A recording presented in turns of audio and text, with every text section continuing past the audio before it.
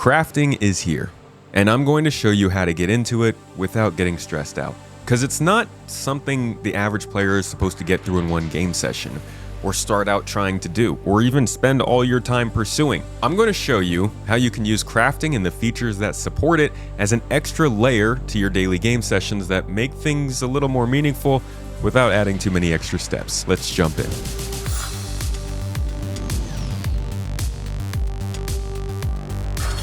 First, let's understand the Fabricator, the center of basic crafting in Star Citizen. Whether you still have the one you started out with or you've bought a new one, it will be in your local inventory stored by the city, so you can call it up on a freight elevator in the hangar that you spawned in. Right now, the easiest ways to grab a new Fabricator, if you happen to lose yours, are the Kelto stores, which can be found in any landing zone, the Dumper's Depot stores in ArcWarp or at Grimhex, and the refineries in some space stations. Using this machine, you can craft things from different sources. First, you can get stuff from your local inventory, the city itself. Second, you can grab anything from your ship's cargo grid if you do have enough space on your ship. That's a 16 SCU box size, so sorry to the small kings, but you have to snap the Fabricator onto the grid for the cargo to load.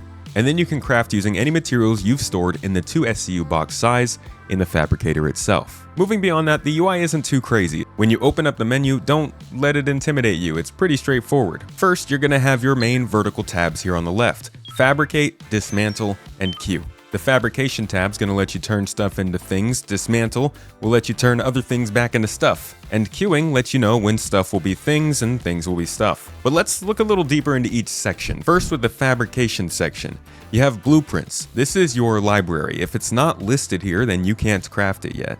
We'll get to that later. And when you're looking at the blueprints, you can find a recipe that tells you what materials you need.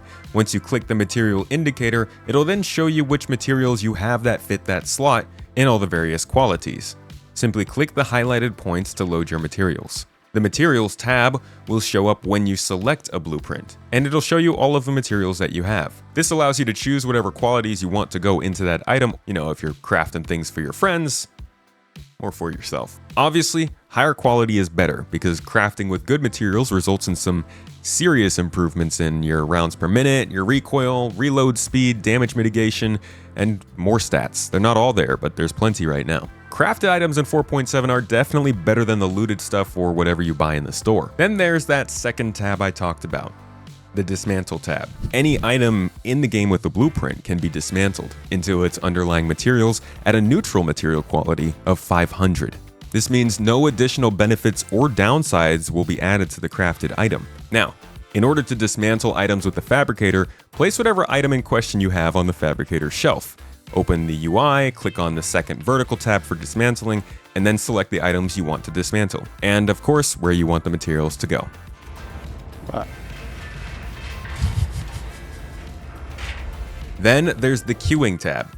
This is how you confirm the Fabricator is actually working. You can see all your current jobs, your planned upcoming jobs, and the past jobs, including how long it's been since all of their completions. The output down at the bottom for all of these tabs will allow you to choose if the results are going to your local inventory or coming out of the Fabricator shelf. Now, here's the reality check of this first version of crafting.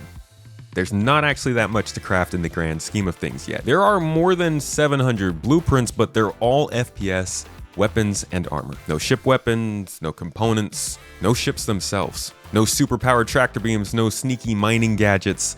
It's just the combat and protection focused stuff. And to start, you're only going to spawn with a few blueprints to experiment with. You need to go out and run contracts to unlock more. Most contracts have a chance to give out blueprints, but the contracts don't actually tell you which blueprints you might get rewarded. That's how you craft, but you can't just hop into the game, log in, start crafting. Let's talk about the next steps and how you can work them into your everyday gameplay. The reality is, Star Citizen kind of sucks sometimes. It doesn't give you the information you need when you need it. That's why I'm here. There are going to be a few websites you can use to track down the blueprint that you want in the game. I use scmdb.net. When you load the website, it might be a little overwhelming, but you're going to actually click on the Fabricator button up top. And then you can either search for or filter what you need through the left menu. You're going to pick the blueprints you need to earn, so you don't fill your inventory with a bunch of useless stuff you don't need right now. I personally need a Morozov armor and parallax rifles. But even though we know what we want and the materials we need, we still have to go get the blueprints. So back on the main page of SCMDB, you can search for whatever blueprint you want, and all the missions that are rewarding that blueprint will actually just pop right up. Really, you could skip that first step we took by clicking on the Fabricator button and just find out the materials you need when you get the blueprint later. But it is nice to have that information now and write it down just in case for later on. Now that you've confirmed what contract you need, you're going to want to take note of the amount of experience that you need to take that mission. Yes, this is why I said this is not a single session sort of deal. You will need to actually earn the reputation needed with certain factions until you can actually take the missions that reward you with the blueprints you want. In this example, we're going to need to get Junior Contractor with the Headhunters in order to unlock this mission. I will then need to run this mission however many times it takes to get the blueprint for these armor pieces specifically. And you can see there's a big pool of stuff that I can get. Yes, there is RNG involved, so you're gonna have to run missions quite a bit. I don't know, not too crazy about that. Round 8, what's it gonna be? The freaking Corbell helmet. I know some people like RNG, other people hate it. Let me know what you think down in the comments below. Is the RNG for blueprints a good or a bad idea? But from here, now you have your goal. You have the means to get your blueprint and the faction you need to start working for to do it. Next, we need to get the materials for your items, and this is where things actually get more exciting in my opinion. Currently, there are 2 ways to get materials for whatever it is that you want to craft. You can get into mining or harvesting. The golem is actually a very cheap and capable starter for this profession, but the larger prospector and even the multi-crew mole are going to get you materials much faster. The nice part about all this change to how crafting makes the game work is that mining is now not about getting stuff to sell. You don't need as many materials. So FPS mining starts to become more of an option and even a necessity for some of these items. You can get into either forms of these mining by going out into the sandbox on your own and exploring, looking at the star map to see which kind of materials show up on which planets and moons, or searching through space to find the specific asteroids you need.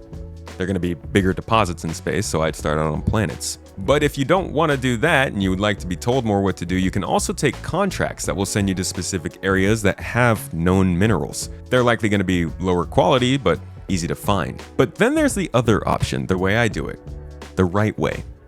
Dismantling. For many, dismantling is going to likely be a last-ditch option to take care of that one material you just can't find at the end of your day. But I think in the beginning here, this is the best way to get started with crafting. Finding your flow, experiencing the loop. You can do it basically anywhere you go throughout the game. Obviously, you're not going to get the best items from this method, but you will be able to go out and find what you need once you start recognizing where it shows up. If you need a certain type of material for a parallax rifle, find the things that have that material in the places that you go and break those down to make parallax rifles. Finding different weapons and armor and grabbing it and breaking it down for use later. It's not all that glamorous, but it adds some fun to looting. And as we get more blueprints and the ability to refine materials into higher qualities, this will be a valuable way to get nicer versions of the unique items you have. That's really everything you need to know right now. Crafting has a long way to go in Star Citizen, from refining to improve stats to adding more stats to the game, to a wider range of blueprints, and especially to the crafting tables in ships like the Clipper, with the crafting table being one of its selling points. But right now, it offers something more for players across the game to think about as they mine, or explore the different points of interest. In the future, we're actually also going to be able to upgrade items through crafting blueprints. We're going to be able to build ships, construct bases, create space stations in the far future. But it all starts right here with Alpha 4.7. Don't burn yourself out on all this. Like all things Star Citizen, there's plenty more to come. I hope this guide helped you out. If you want to see more of these, let me know. I've been wanting to do more guides, but never really knew how. Constructive criticism is appreciated. Thank you again for watching this one, and I'll see you in the next.